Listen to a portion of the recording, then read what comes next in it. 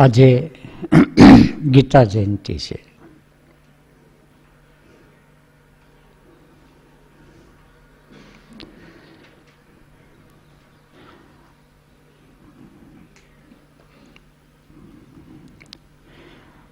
પાંચેક હજાર વર્ષ પહેલા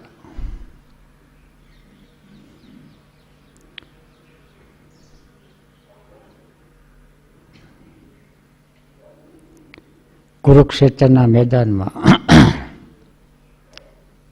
મહાભારતના યુદ્ધને આરંભે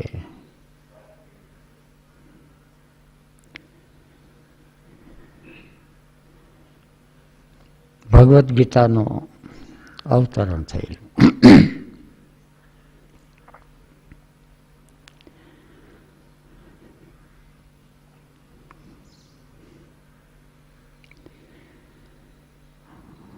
ભગવદ્ ગીતાના અવતરણ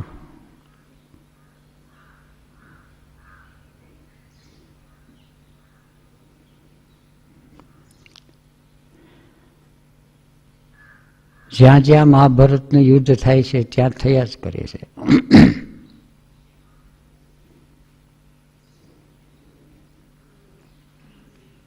પણ એની અભિવ્યક્તિ જુદા જુદા સ્વરૂપે થાય.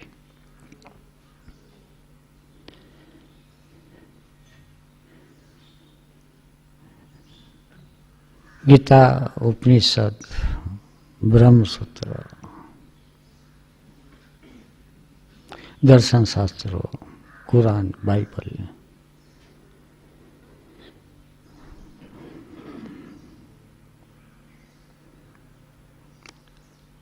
આ બધા શાસ્ત્રો છે, અવતરણ થયેલા છે. ધ્યાન અવસ્થા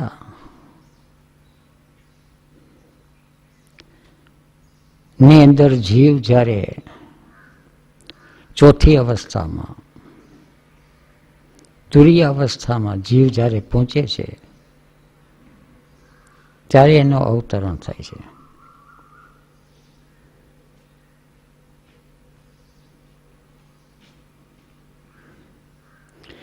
બધા શાસ્ત્રો ધ્યાન અવસ્થામાં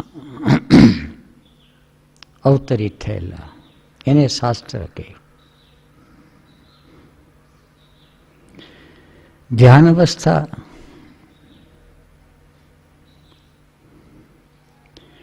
એટલે પ્રત્યય એકતાનતા ધ્યાનમ. પ્રતીતિની એકતાનતા જ્યારે પૂરેપૂરી થઈ જાય છે પછી એનું અવતરણ થાય.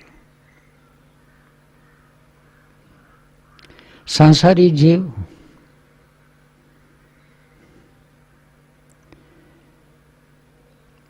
પ્રતીતિને બદલે માહિતીને રસ્તે ચડી ગયા.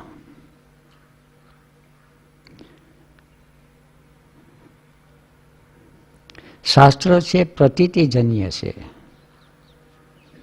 બીજું બધું સાહિત્ય છે માહિતીજન્ય છે. પ્રતીતિજન્ય એટલે અનુભૂતિજન્ય. પણ અનુભૂતિ અને પ્રતીતિમાં ફેર છે.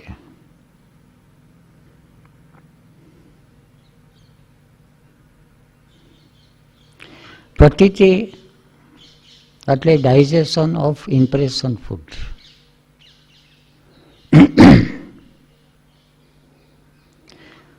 પ્રતીતિની અંદર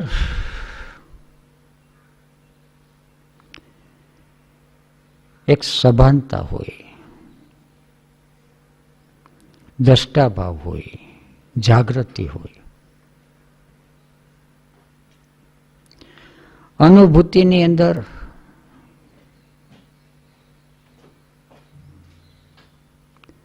સભાનતા, જાગૃતિ ન હોય. અનુભૂતિ પશુ પક્ષી અને માણસોને પણ થાય. અને પ્રતીતિ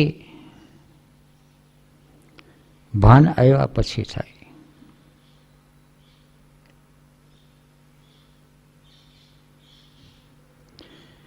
નાનું છોકરું છે,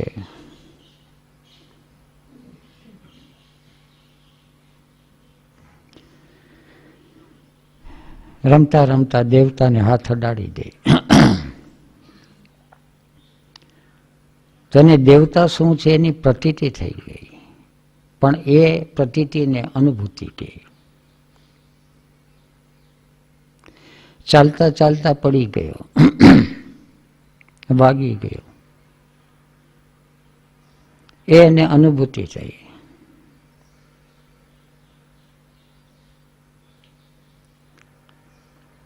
પ્રતીતિ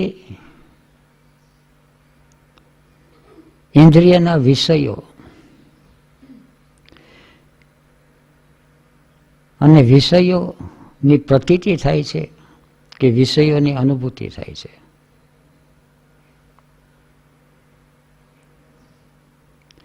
પ્રતીતિ છે એ એવોલ્યુશન પ્રોસેસ. સંસાર વ્યવહારની અંદર જેટલી જેટલી પ્રતીતિ કરતો જાય, જાણતો જાય, અનુભવતો જાય, જોતો જાય, આ બધું ભેગું થાય ત્યારે પ્રતીતિ થાય. નહીં તો માત્ર અનુભૂતિ. સંસાર વ્યવહારમાં છે એટલે સુખ અનુભવ્યા હોય, દુઃખ અનુભવ્યા હોય,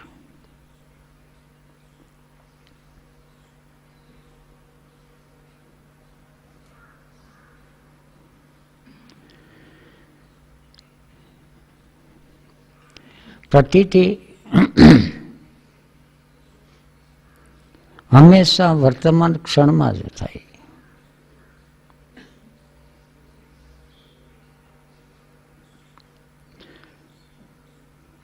અનુભૂતિ થાય અને એ અનુભૂતિ રેકોર્ડ થઈ જાય, એને સ્મૃતિ કહે. અનુભૂતિમાં ટ્રાન્સફોર્મેશન ન થાય, રૂપાંતર ન થાય. બિંગ છે એ એવું ને એવું રહે. સંસાર વ્યવહારના માણસો કે આ દાઢીના વાળ અમથા ધોરા નથી છે, એનો અર્થ કે તડકો છાંયડો ખૂબ જોયો છે. સંસાર વ્યવહારની અંદર મુશ્કેલીઓ પણ જોઈ છે. લગ્નનું સુખે મેળવું છે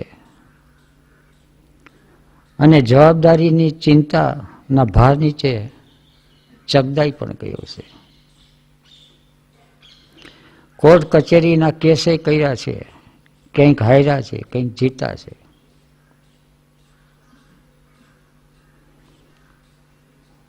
પણ આ બધી અનુભૂતિ જેટલી વધારે થાય એટલું એસેન્સ ડેવલપ થાય. જીવાત્મા જરા મજબૂત થાય, એની આવશ્યકતા છે. માહિતી જેટલી ભેગી થાય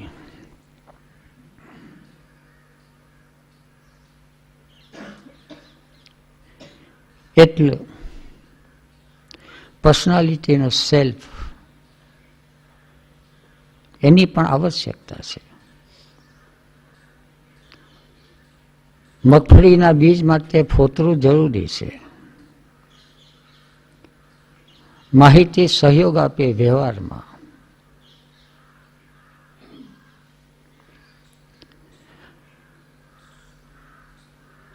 પણ જીવનું ઉર્ધ્વીકરણ કરે એ પ્રતીતિ કરે. માહિતી જ પ્રતીતિ અને પછી આવે છે બોધ.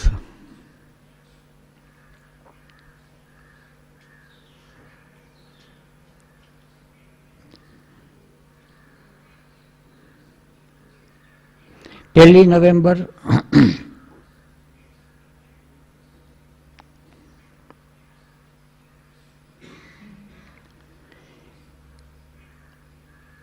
એ તો એક પરિણામ આવ્યું.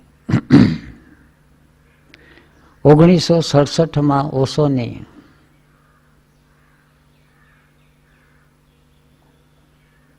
ઝાંખી થઈ. મુલાકાત શબ્દ વ્યવહારિક છે, રાજકારણનો શબ્દ છે.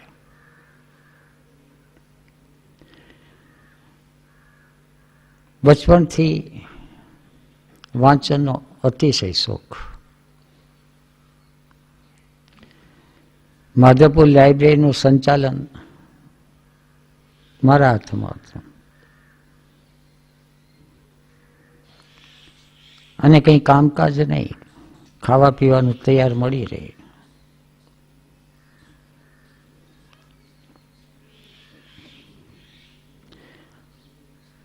એટલે વાંચનની પ્રવૃત્તિ.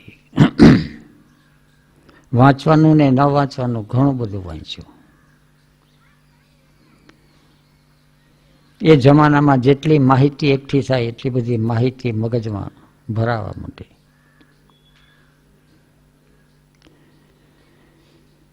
બાવા સાધુ આવે, ઊંધી જતી બધી વિધિઓ બતાવી જાય, નેતી ધોતીની, ધ્યાનની, આસનની.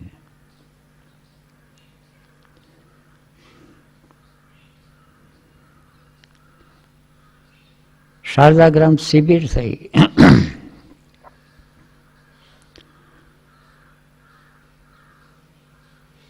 અને ઓશોના સાનિધ્યમાં પહેલું ધ્યાન કર્યું. અને પહેલું ધ્યાન કર્યું ત્યાંથી શરૂઆત થઈ પ્રતીતિની.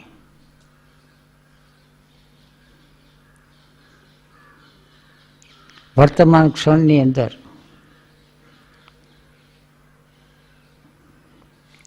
એક સહજ રીતે રીઢ સીધી રખે સૂચના આવી.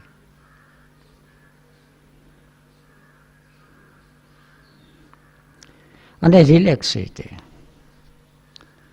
પેલા માહિતી હતી કે મેરુદંડ છે એ ટટ્ટાર રાખવો જોઈએ, એટલે ટાઈટ રાખીને ધ્યાન કરતા. ત્યારે પહેલી વાર ખ્યાલ આવ્યો કે ટાઈટ રાખવું અને રિલેક્સ સીધું રહેવું. ઓશો દ્રષ્ટાંત આપે કે ખીતી ઉપર કોટ ટાંગે તો જે રીતે કોટ સીધો પડ્યો રહે, ટાઈટ ન પડ્યો રહે. કદાચ ઇસ્ત્રી વાળો હોય તો ટાઈટ થઈ જાય, બાકી સીધો લૂઝ. એમ શરીરને ક્યાંક ટાંગી દેવાનું ભીતર, રિલેક્સ. અને ઇમ્પ્રેશન ફૂડની શરૂઆત કરી. એ વખતે વિજ્ઞાનની ખબર નથી કે આને ઇમ્પ્રેશન ફૂડ કહેવાય અને આ એનું ડાયજેશન કહેવાય. હવા બેહ રહી હૈ, ઠંડો ઠંડો પવન આવતો હતો, સૂર્યનો તાપ, શરીર પર કૂણો કૂણો તડકો પડતો હતો. પંખીઓનો ક્યારેક ક્યારેક અવાજ આવતો હતો. અને એક પછી એક સજેશન આપતા ગયા. થોડી થોડી વારે પ્રતીતિ કરાવતા ગયા. ઉસકો દેખે. જો જોવાનું ન થાય ભીતરમાં તો એ અનુભૂતિ થઈ જાય. ખેડૂ અને ખેતીકામ એને હવા, પ્રકાશ અને પંખીના અવાજો કોઈ નવા નહોતા. વર્ષો એમાં ગયેલા, એટલે અનુભૂતિઓ ઘણી હતી. પ્રતીતિ પહેલી વાર થઈ. એક બાજુ ઓશો જેવી વિભૂતિ ચેતનાનું સાનિધ્ય, શરીરમાં હાજરી.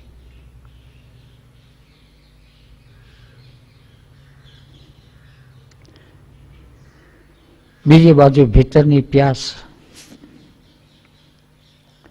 માહિતીઓ તો ખૂબ હતી,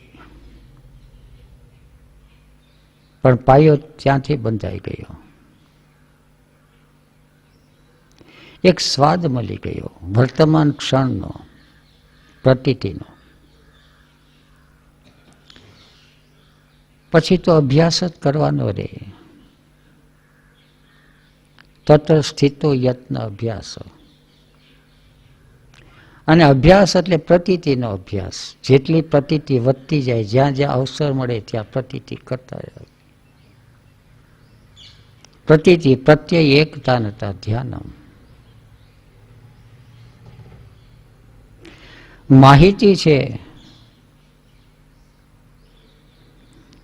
એ ધીરે ધીરે ધીરે છૂટતી ગઈ, બેલેન્સમાં આવી ગઈ. પ્રતીતિ અને માહિતી. પ્રતીતિ થાય અને પછી એ શું થઈ એની માહિતી મેળવવાની. સંસારી જે ઉલટું કરે છે. ઓશોને કોઈએ પૂછેલું, ઓશોની લાઇબ્રેરી કદાચ એની પોતાની અંગત વાંચેલી લાઇબ્રેરી, એને વાંચ્યું હશે, અનુમાન કરું છું કે સૌથી વધારે.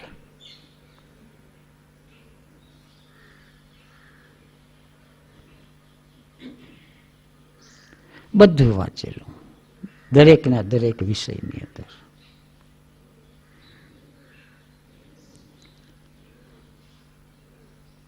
પણ એ વાંચતા પેલા એને પ્રતીતિ થઈ ગયેલી. પછી ભગવદ્ ગીતા હાથમાં લે અને પછી કે ના બરાબર છે.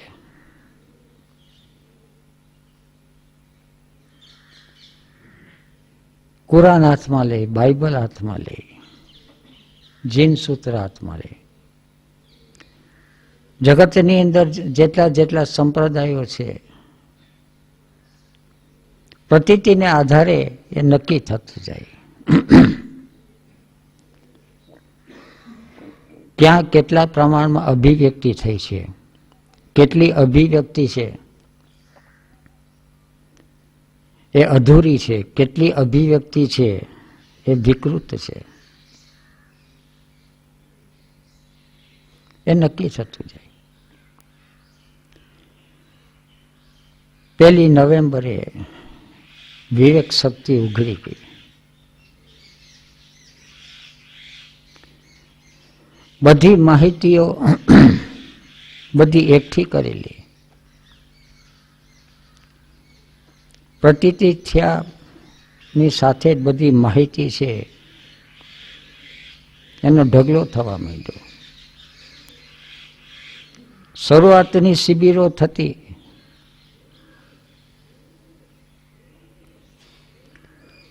એટલે પ્રતીતિ ઓછી અને માહિતી વધારે.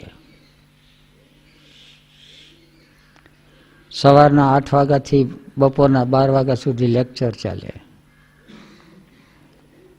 3 વાગ્યાથી 7 વાગ્યા સુધી લેક્ચર ચાલે, 8 વાગ્યાથી 10 વાગ્યા સુધી પ્રશ્નોત્તરી ચાલે.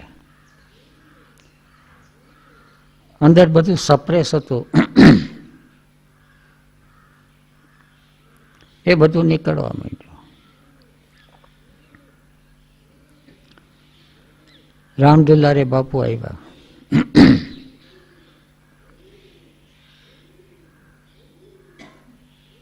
અને આવીને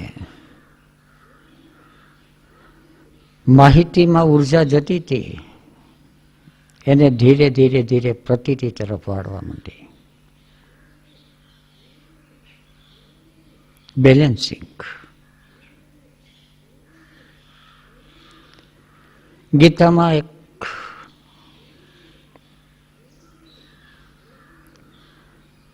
જાણીતો શ્લોક છે, ઘણી વાર એનો ઉલ્લેખ થાય છે.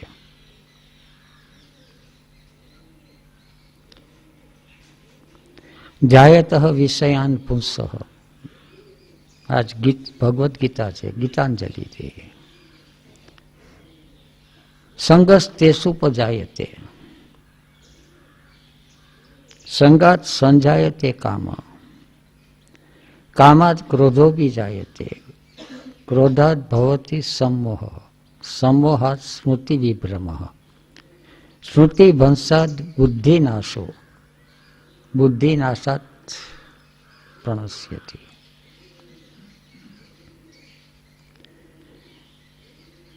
શ્લોકની અંદર આખા શ્લોકમાં ડિસેન્ડિંગ ઓક્ટેવ આપ્યો છે. ડિસેન્ડિંગ ઓક્ટેવ એટલે જીવ ધીરે ધીરે કેમ નીચે પડતો જાય છે, ઊંચે ચડવાને બદલે. એ પરિભાષા છે. ધ્યાયત વિષયાન પુંસઃ, વિષય તરફ, ઇન્દ્રિયોના વિષય તરફ. બહાર છે ઓબ્જેક્ટ છે, ઓબ્જેક્ટ તરફ એટેન્શન ગયું પહેલું, અધર ઓરિએન્ટેડ એટેન્શન થયું, સા વાગવાની શરૂઆત થઈ. એટેન્શન પોતાના ભીતરમાં રહે તો પ્રતીતિ થાય, વિપશ્યનાની શરૂઆત થાય. પ્રતીતિ 3 પ્રકારની, પછી તો બહુ ઊંડી પ્રતીતિ છે. Man is a 3-brained being. અરે લોઅર બ્રેઇનમાં પ્રતીતિ થાય એને સેન્સિંગ કહે, હૃદયમાં પ્રતીતિ થાય એને ફિલિંગ કહે, ભાવ. સંવેદના પછી ભાવ, અને થિંકિંગ સેન્ટરમાં પ્રતીતિ થાય એને જ્ઞાન કહે, નોઈંગ.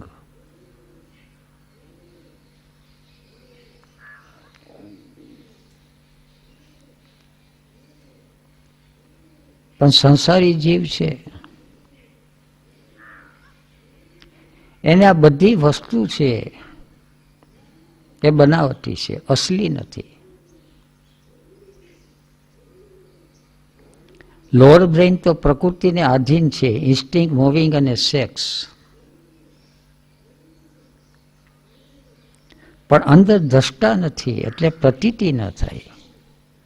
અંદર કર્તા છે, ઈગો છે, એટલે અનુભૂતિ થાય. એટલે ઇન્દ્રિયોના વિષયોની અનુભૂતિ થાય, એક્સપિરિયન્સ.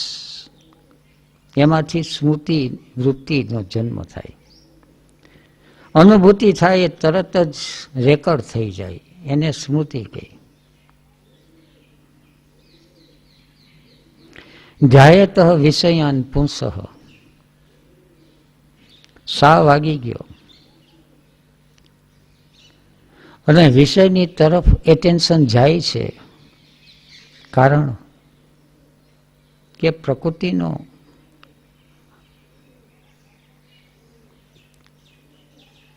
એક ગહેરો નિયમ પણ છે, એનું લક્ષણ પણ છે. જીવ જંતુ પશુ પંખી બધાનું ચિત્ત બહાર જાય, એટેન્શન. અને એવોલ્યુશન થતા થતા મનુષ્ય છે એ પણ છે તો પશુ જ, એનું એટેન્શન બહાર જ જાય. ધ્યાયત વિષયાન પુંસઃ. બીજું આવે છે સંગસ્તે સુપજાયતે.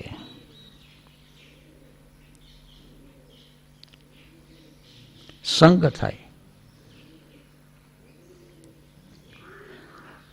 હવે સંગ છે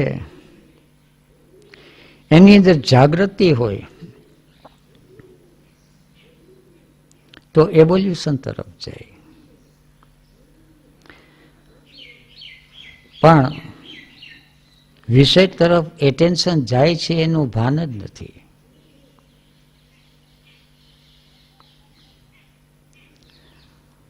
એટલે એક ઝાડ જોઈ, એક ફૂલ જુએ, એક કપડા લતા જુએ,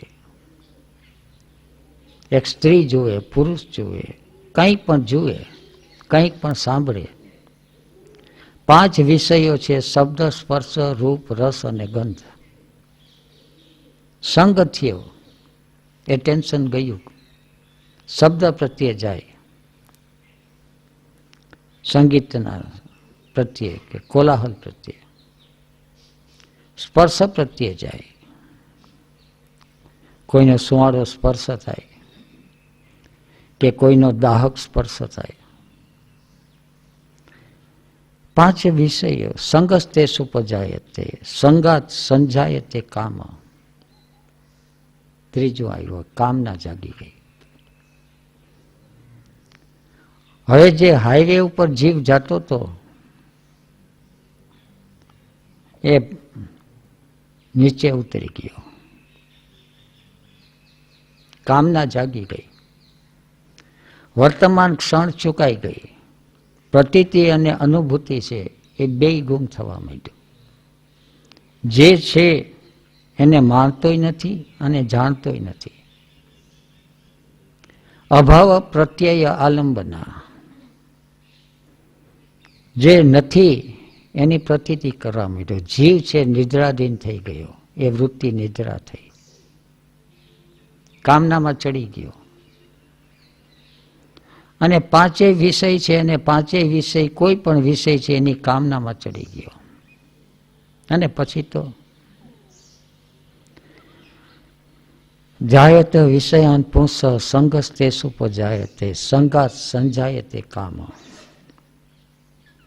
કામાત ક્રોધો બી જાયતે. કામના છે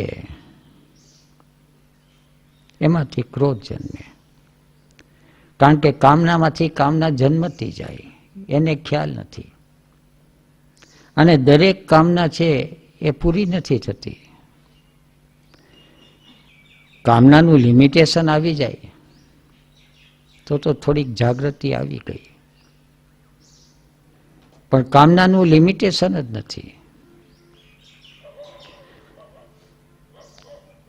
અને અંગ્રેજી કહેવત છે deserve and Dzire.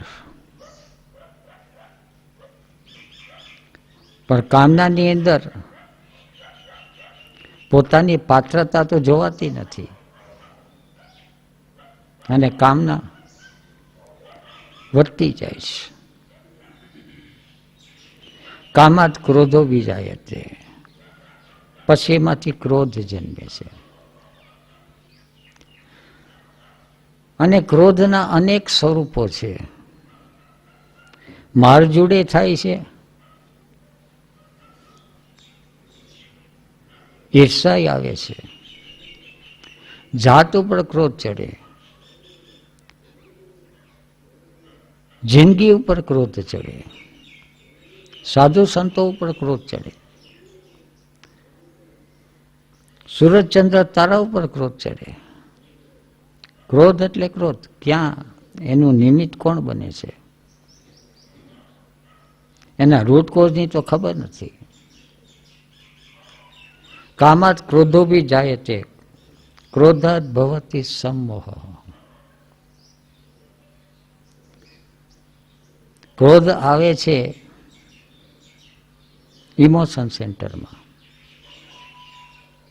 Lower psychic નેચરની અંદર ક્રોધ આવી ગયો. વિષયો છે એ ઇન્સ્ટિંક્ટ મૂવિંગમાં છે. જ્ઞાનેન્દ્રિયનો વિષય, કર્મેન્દ્રિયનો વિષય. સંગ થયો એમાંથી કામના જાગી. કામના જાગી એમાંથી ક્રોધ જાગ્યો. ઝાડવું કાઢવું છે અને કોકે કચરો નાખ્યો, ક્રોધ જાગી ગયો. કારણ કે ઝાડુ કાઢે છે અને કોઈએ કચરો ન નાખવો જોઈએ એવી અપેક્ષા છે. અને જીવની તો અપેક્ષાઓ જાત જાતની ને ભાત ભાતની છે. ભાન તો છે નહીં, એટલે કામના જાગી જ જાય. ખાવા બેઠો છે ત્યારે કૂતરાએ બોલવું ન જોઈએ, ભસવું ન જોઈએ. ખાતું હોય ને કૂતરું ભસે, ધ્યાન ભંગ થઈ ગયો. ધ્યાનમાં બેસે છે અને કાગડો બોલે. ધ્યાનમાં બેસે અને ખટારાનું હોર્ન જોર જોરથી વાગે, અંદર ખીજ ચડી જાય કે હવે ટાણે જ નીકળ્યું. એને અંદરના નિયમોની ખબર નથી.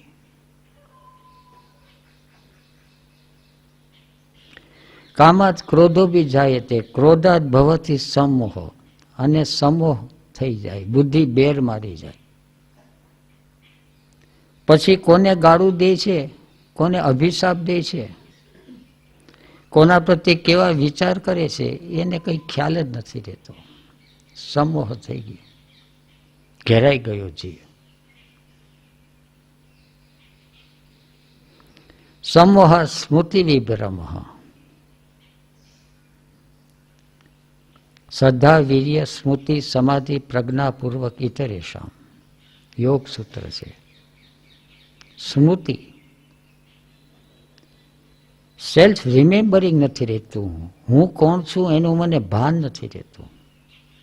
ઘણા કહે છે કે વિસ્મરણ થઈ જાય છે. વાત તો સાવ સરળ જ છે. Remember your self always and everywhere. એમાં કોઈ સમજવાની જરૂર નથી, પ્રતીતિ કરવાની જરૂર છે. બુદ્ધિ ક્યાં ચલાવવી? કોઈ ગણિતનો વિષય નથી, કોઈ છગડિયા બગડિયા કાઉન્સ નથી, કોઈ ગુણાકાર ભાંગાકાર નથી, ક્યાંય બુદ્ધિ ચલાવવાનું નથી. Remember just. આત્મ સ્મરણ ન થાય તો ગુરુનું સ્મરણ, ઈષ્ટદેવનું સ્મરણ, એ જ ભૂલાઈ જાય છે. અને એનું કારણ સા ક્યાંક જુદો વાગી ગયો. ધ્યાય તો વિષયાન પૂંસો હતી, સંમોહન થઈ ગયું. અને સંમોહન એટલું થયું કે સ્મૃતિ વિભ્રમ, સ્મૃતિ જાતી રહી. સ્મૃતિ ભ્રંશાત બુદ્ધિ નાશો.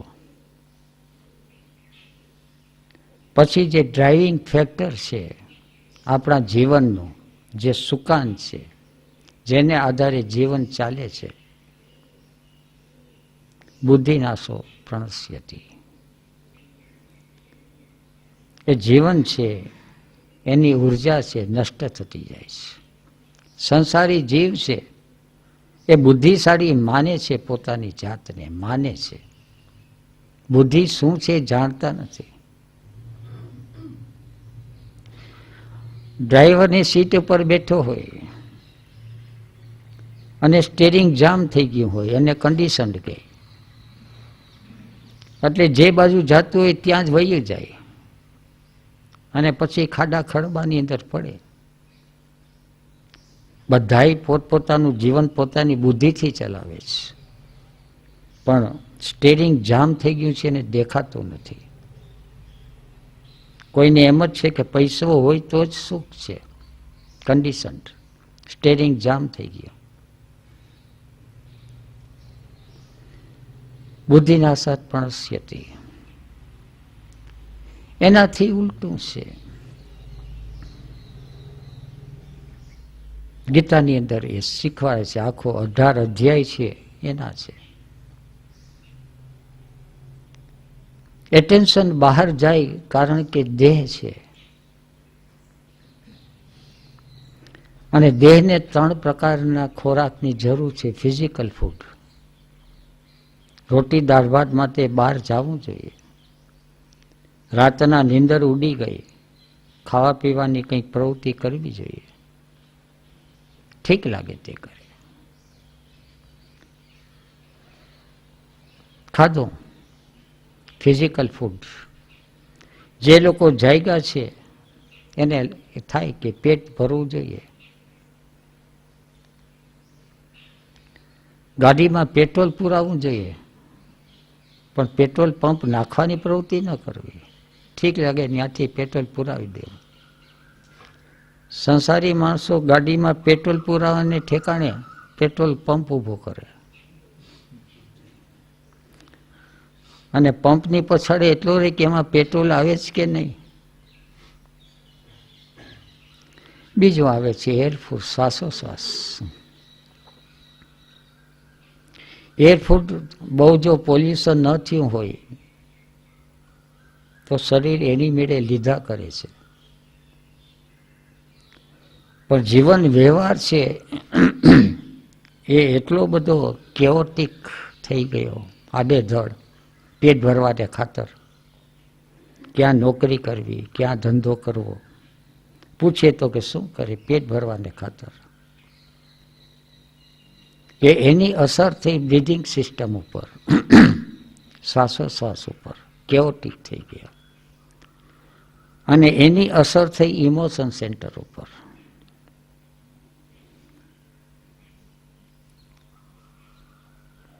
અંદર ભાવ જાગતો નથી, વધુમાં વધુ લાગણીના સંબંધો છે. અને ત્રીજું છે ઇમ્પ્રેશન ફૂડ. ઇમ્પ્રેશન ફૂડથી પ્રતીતિની શરૂઆત થાય. કારણ કે ઇમ્પ્રેશન સતત જ આવ્યા જ કરે છે, ઇનકમિંગ ઇમ્પલ્સિવ પડ્યા જ કરે છે. જે ક્ષણે પ્રતીતિ થઈ એ પ્રેઝન્ટ મોમેન્ટ. હવે પ્રતીતિની શરૂઆત થાય એટલે સેન્સિંગની શરૂઆત થઈ, એનર્જી ઓફ સેન્સિટિવિટી. ઇમ્પ્રેશન ફૂડને માટે ધ્યાયતઃ વિષયાન પુંસઃ. પણ હવે સંગ થાય છે એ બહિર્મુખ નહીં પણ અંતર્મુખ. એને પ્રત્યાહાર કહે. ભીતરની તરફ શું સંવેદના થઈ. બહાર સૂર્યને જોયો, પણ સૂર્યને જોયો એ ચિત્ત બહાર ગયું, પણ સૂર્યને જોઈને અંદર શું થયું, સંવેદના શું થઈ. પ્રકાશ દેખાણો,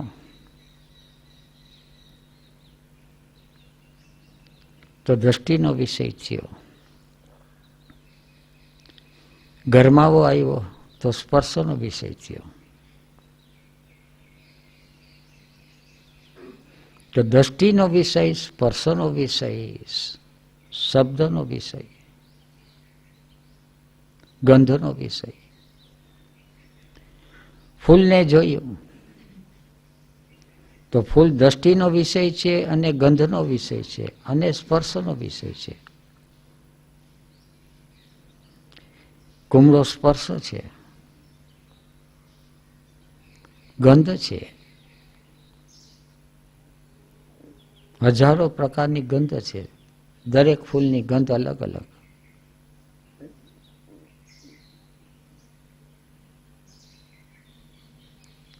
તો કેટલી ગહેરી પ્રતીતિ કરે છે. પ્રત્યય એકતા નતા ધ્યાન.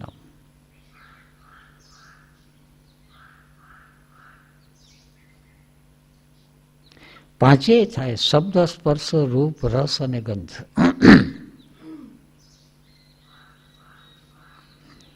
સંગીત છે ત્યાં તો સ્વરનો શબ્દ છે, સ્વર છે. સ્પર્શ છે તો ત્યાં રૂપ નથી. રૂપ છે ત્યાં શબ્દ નથી. તો ધ્યાનની વિધિ છે એ એવા પ્રકારની થાય કે જ્યાં પાંચેય વિષય છે એની પ્રતીતિ થાય. એને આધારે જુદા જુદા દાર્શનિકો ધ્યાનની વિધિઓ બતાવતા હોય. એને દાર્શનિક શબ્દ વાપરે, ચિંતક નહીં. સંસારી માણસો છે ચિંતક. જે લોકો જાયગા છે જુએ છે, જોયા પછી ચિંતન કરે. જોયા વિનાનું ચિંતન કરે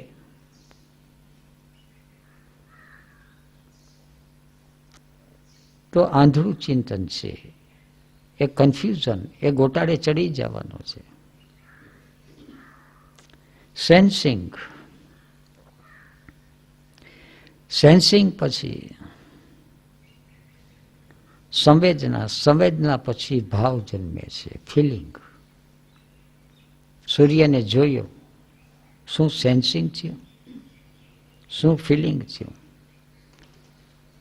અને સંવેદના અને ભાવ વચ્ચેનો તફાવત પારખવો એ જરા વધારે ઘેરી વિવેક શક્તિ માગે છે. સેન્સિંગ અને ફિલિંગ વચ્ચેનો ભેદ સંસારી ઓળખી નથી શકતા. કોઈ સુંદર સ્ત્રી જોઈ કે સુંદર પુરુષ જોયો, તરત જ કહેશે કે I love you, maybe I like you. ગમે છે વસ્તુ, ખાવાનું ભાવે છે, એમ રૂપ ગમે છે, પણ ભાવ છે તદ્દન જુદી વસ્તુ છે. મંદિરે દર્શન કરવા જાય, સંસારિક ભાષા છે, દર્શન તો થતા નથી. દ્રશ્ય જોઈ આવે, ઠાકોરજીએ કેવા શણગાર કર્યા છે, સંવેદના થાય. એ પણ સંવેદના તો થાય નહીં. અંદર કામના જાગે. આટલા બધા મોંઘા.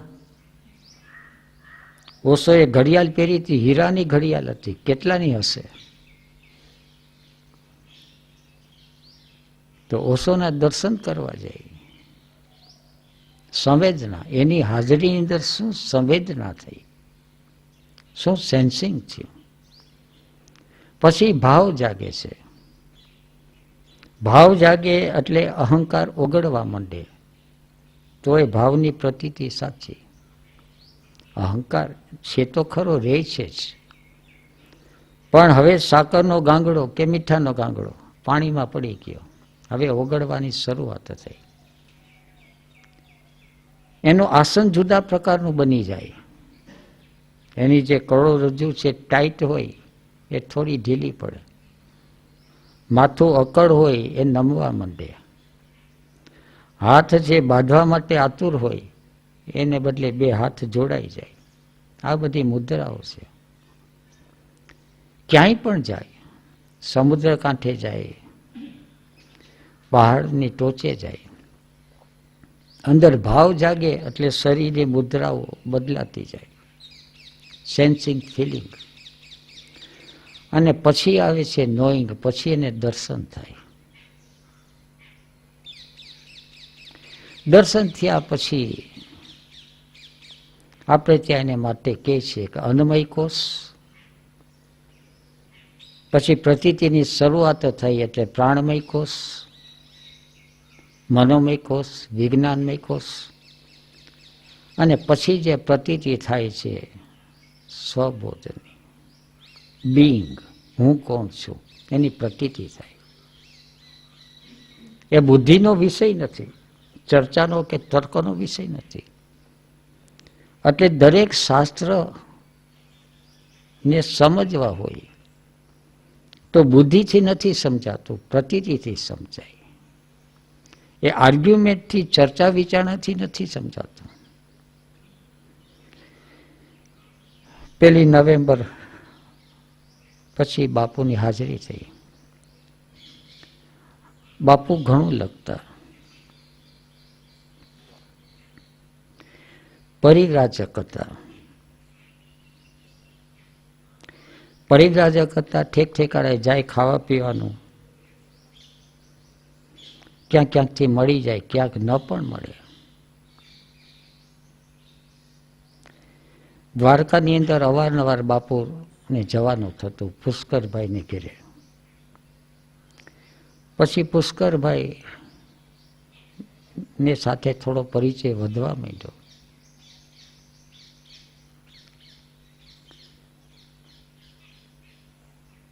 બાપુને કે તમારા ખર્ચાનું શું થાય છે, કઈ રીતે આ બધું પૂરું થાય? વેપારી જીવ હતો અને સહજ રીતે તર્ક થાય કે કેમ હાલતું હશે.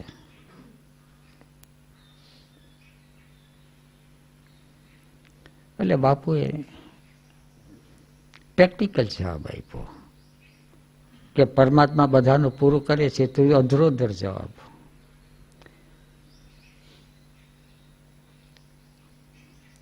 જવાબ આપ્યો કે આસપાસમાં ક્યાંય પણ એવું કોઈ શહેર આવે તો ત્યાં જઈને રેડિયો પ્રોગ્રામ આપી આવો.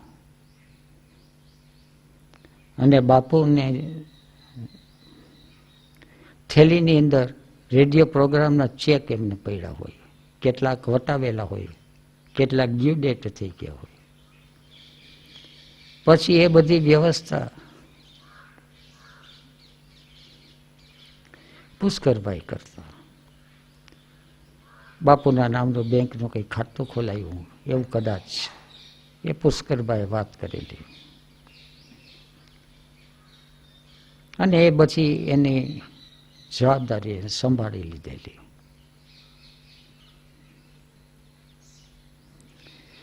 અને બાપુનું જે જ્ઞાન હતું એ પ્રતીતિજન્ય જ્ઞાન હતું. ફૈરા જ કરતા હતા અને બધું એકઠું કરેલું.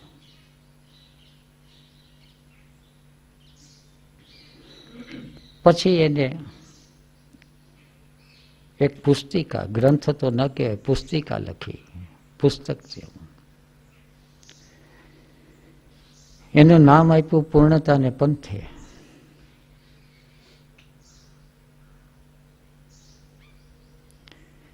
ઘણા વર્ષો પહેલા એને વડોદરાથી બહાર પાડેલી. માધવપુર ઘણા વર્ષો પછી આવ્યા. પહેલી વાર 72માં આવ્યા અને 74થી તો પછી લગામ આઈની સંભાળી લીધેલી.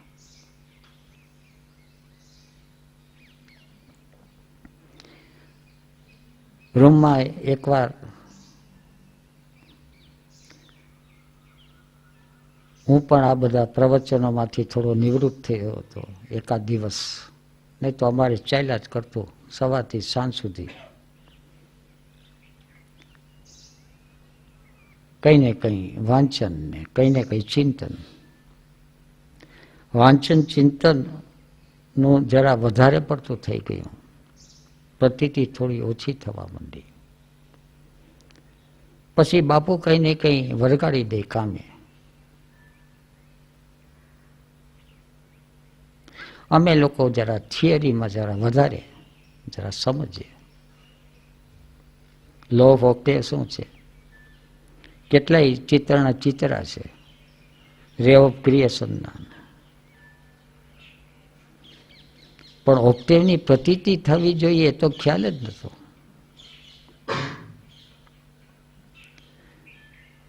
એ બુદ્ધિનો કે ચર્ચાનો વિષય નથી.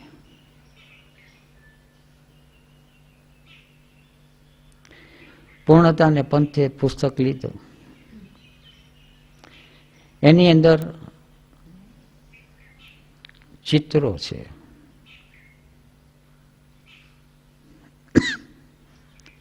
કદાચ એ બધા ચિત્રો અહીંયા ઝૂંપડીની ફરતા બનાવ્યા છે.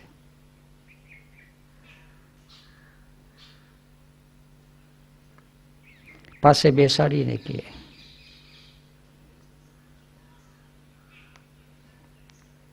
શું લખ્યું હતું એ મહત્વનું નથી. આ ચિત્રોમાં શું સમજાય છે. પહેલું, બીજું, ત્રીજું, ચોથું ચિત્ર ત્યાં સુધી તો કંઈક સમજાવવા માંડ્યું ને સમજાવતા ગયા. પાંચમું ચિત્ર આવ્યું ત્યારે થોડી કંઈક ગડબડ થઈ.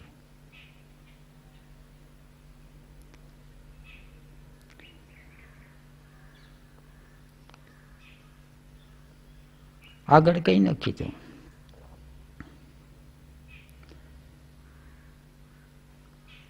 પછી તો ધ્યાન શું અને કઈ રીતે ધ્યાનની ગહેરાઈમાં જવાય એનું પછી પ્રેક્ટિકલ જુદી જુદી રીતે. બાકી તરત જ કોઈને કોઈ પ્રવૃત્તિમાં લગાડી દેવું.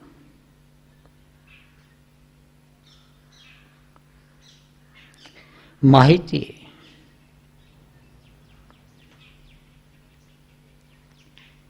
એક માહિતીનો નમૂનો બાપુએ આપ્યો. અત્યારે તો કદાચ દેહમાં નથી. એનું નામ હતું પ્રોફેસર તિલવાનીજી. મુંબઈ જવાનું થયું.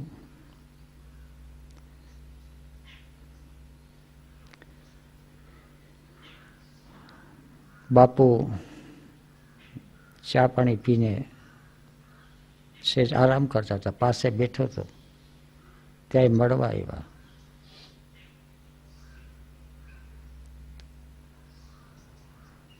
બાપુએ ઈશારો કર્યો કે આ બહુ દુઃખી છે, પણ એને નિરાંતે સાંભળજો.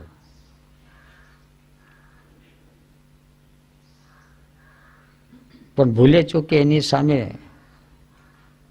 કઈ દલીલ ન કરતા.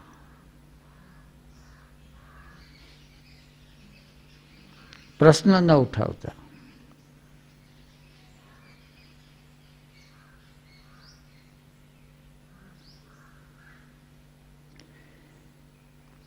એ સવારે આવેલો 7-8 વાગે, ચા પાણી પીવડાવ્યા.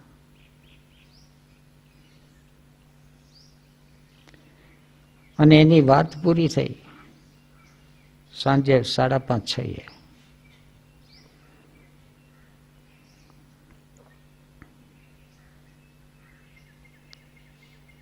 એને પ્રશ્ન હતો. બાપુએ મને જે બહુ માહિતીનો શોખ હતો, હજી થોડો ઘણો રહી ગયો છે મિકેનિકલ હેબિટ પ્રમાણે.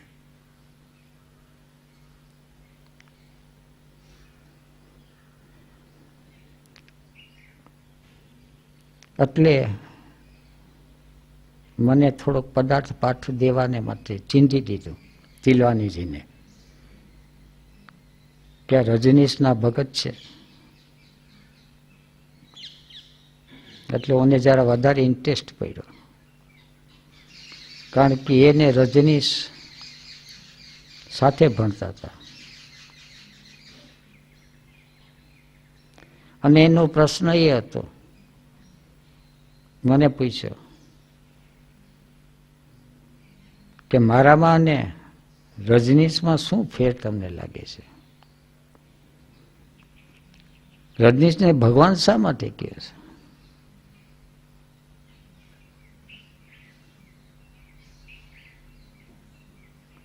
બાપુએ મને કીધું તો હું ભૂલી ગયો કે એને કંઈ કહેવાનું નથી. મેં કહ્યું રજનીશજી અમારા ગુરુ છે.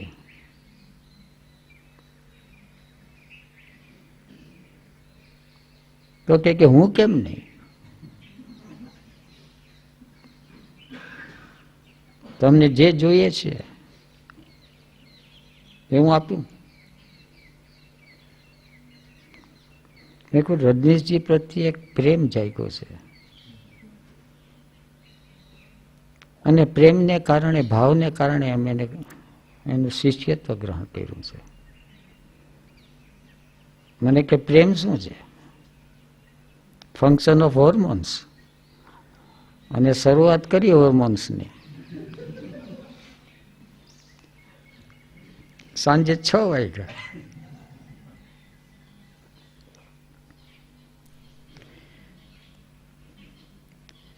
એ પછીથી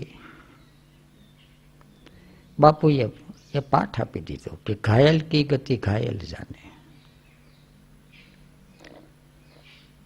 અધ્યાત્મનો વિષય છે, ચર્ચાનો વિષય નથી, બુદ્ધિનો વિતંડાવાદ નથી.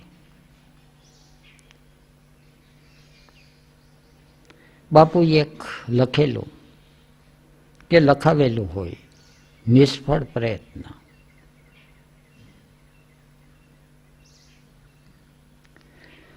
ઓશોનો નવો સંન્યાસ લીધેલો.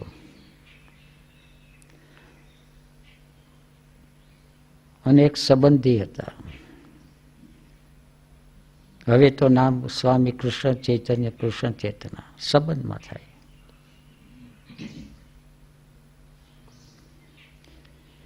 વુડલેન્ડમાં રહેતા.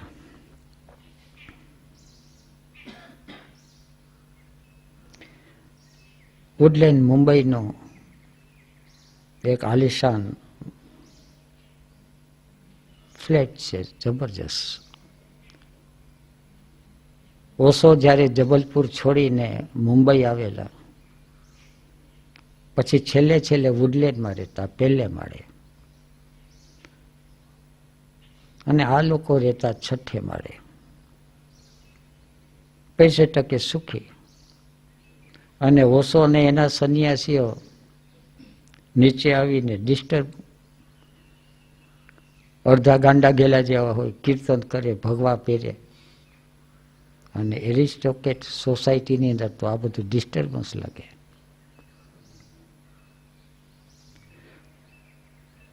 રોક ડાન્સ કરે તો ડિસ્ટર્બન્સ ન લાગે, કીર્તન કરે કેવું લાગે.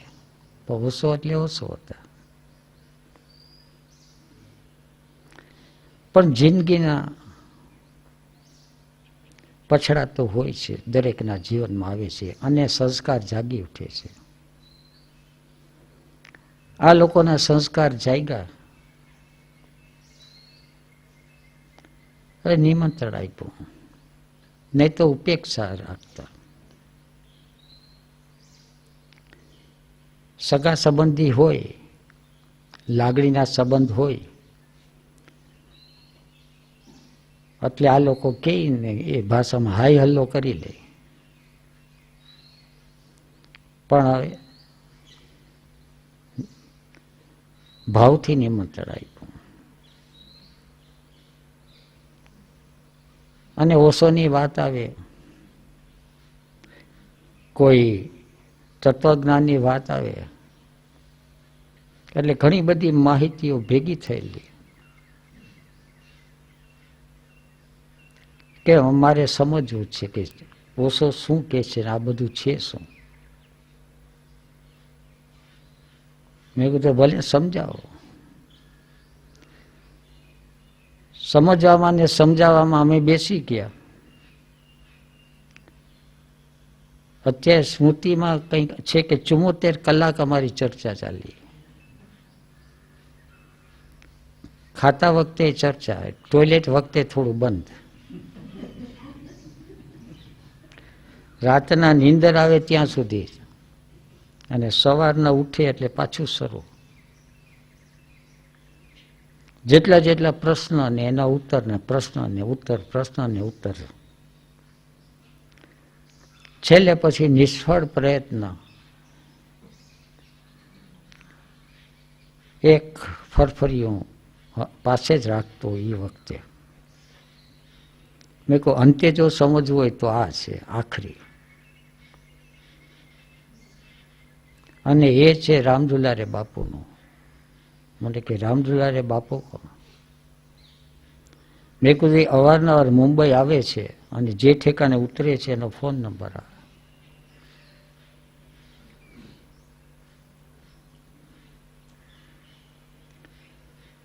એટલે તાત્કાલિક ફોન લગાડ્યો.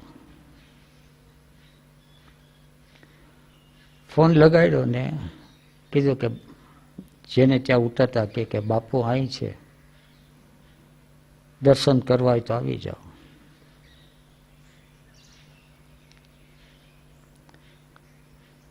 સીધે ચા પાણી પી, નાસ્તો કરીને ઉતરા, ગાડી લઈને પહોંચ્યા વુડલેન્ડથી મરીન ડ્રાઈવ.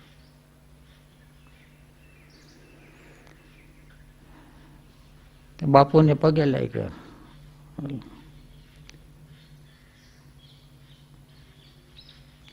ત્યાં પાસે હતા એને કીધું કે જૂના છાપા લાવો. જૂના છાપાના કટકા કર્યા, બધાની પાસે મૂક્યા, અને અંદર ગરમા ગરમ ભજીયા હતા, અને કે બધા ભજીયા ખાઓ. ચર્ચા તો થયા કરે. એ ન બોલ્યા, ભજીયા ખાવા બેસાડી દીધા. અને આજનું યાત્રા પૂરી થઈ પ્રવચન. પ્રત્યય એકતા નતા ધ્યાનો.